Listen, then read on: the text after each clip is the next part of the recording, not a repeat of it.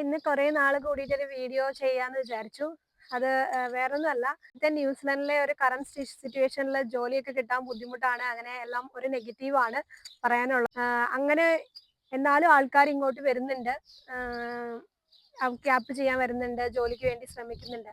അപ്പൊ അങ്ങനെ ഇപ്പൊ ഒരു ജോലി ചൂസ് ചെയ്യുമ്പോൾ എന്തൊക്കെ കാര്യങ്ങളാണ് ശ്രദ്ധിക്കേണ്ടത്, എങ്ങനെയൊക്കെയാണ് ജോലി ചൂസ് ചെയ്യേണ്ടത് എന്നുള്ളതിനെ കുറിച്ചിട്ടുള്ള ഒരു വീഡിയോ ആണ് ഇന്ന് ചെയ്യാൻ പോകുന്നത്.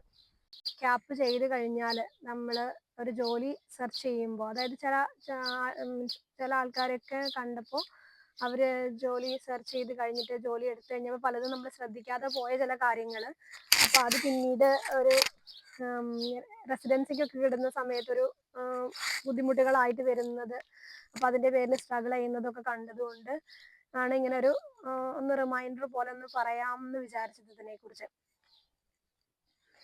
അപ്പോൾ ഇവിടെ എല്ലാവർക്കും അറിയാം, ഒരു ജോബ് ഓഫർ കിട്ടിക്കഴിഞ്ഞാൽ ഇപ്പോൾ ഗ്രീൻ ലിസ്റ്റ് ടയർ 1 വരുന്നതാണെങ്കിൽ നമുക്ക് റെസിഡൻസിക്ക് ഡയറക്റ്റ് തന്നെ ഇടാം. ജോബ് ഓഫർ കിട്ടിക്കഴിഞ്ഞാൽ അപ്ലൈ ചെയ്യാൻ പറ്റും.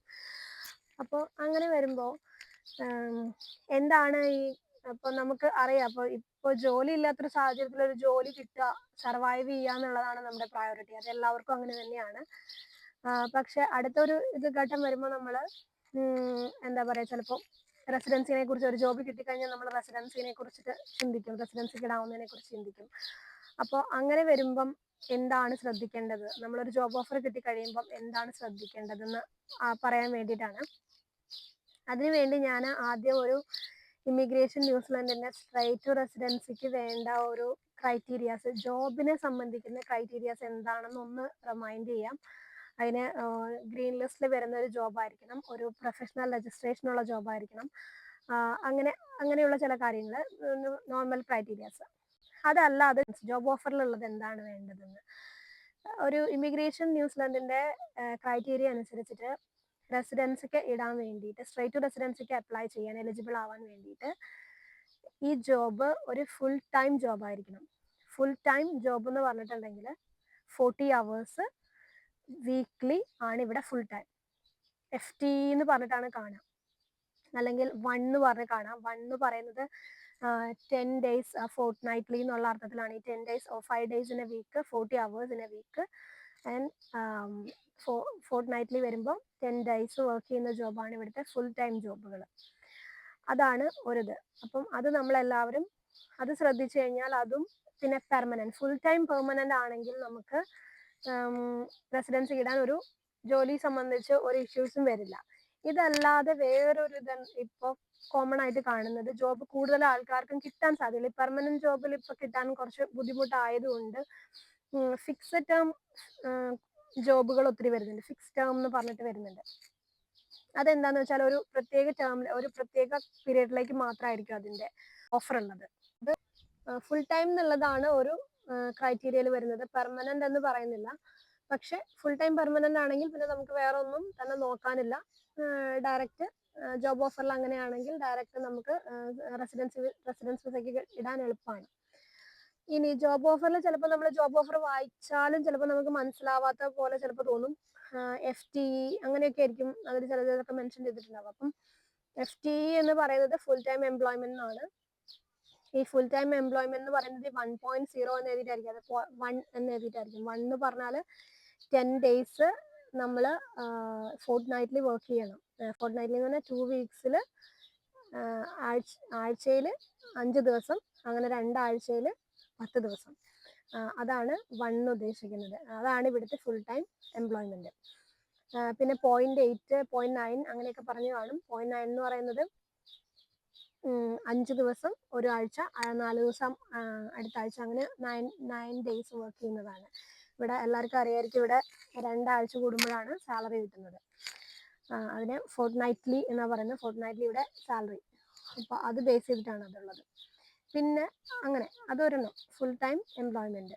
പിന്നെ വരുന്നത് ഫിക്സ്ഡ് ടേം എന്ന് പറഞ്ഞിട്ടൊരു ഇത് ഇപ്പൊ കോമൺ ആയിട്ട് വരുന്നുണ്ട്. കാരണം ഇപ്പോഴത്തെ ഒരു സാഹചര്യത്തിൽ പെർമനന്റ് കിട്ടാൻ ബുദ്ധിമുട്ടാണെങ്കിലും ഈ ഫിക്സ് ടേമിലേക്കൊക്കെ ഒരുപാട് ആൾക്കാർക്ക് ജോബ് കിട്ടുന്നുണ്ട്.